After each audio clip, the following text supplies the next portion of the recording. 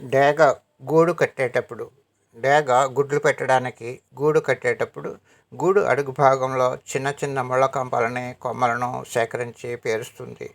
వాటిపై మెత్తగా ఉండే ఆకులు ఎండుగడ్డి ఈకలను గూడు అంతటా పరుస్తుంది. వాటిపై గుడ్లు పెడుతుంది.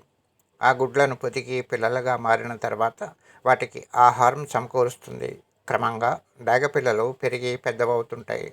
ఆ పిల్లలు గూడు నుండి వాటంతట అవే బయటికి రావడం కోసమని ఆ గూడులోని మెత్తటి ఆకులు గడ్డి వంటివి తొలగిస్తుంది.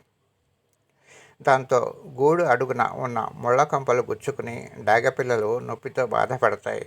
ఆ నొప్పి భరించలేక గూడులోంచి బయటపడడానికి ఎగురుతాయి.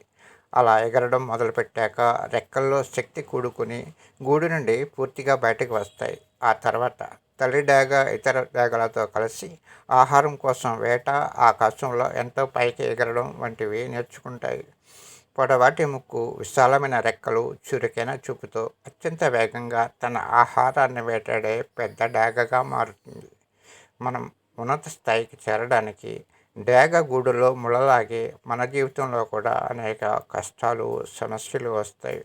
సమస్యలకు, కష్టాలకు నిరుత్సాహపడకుండా ధైర్యంతో వాటిని ఎదుర్కొని ముందుకు సాగితే భవిష్యత్తు బాగుంటుంది.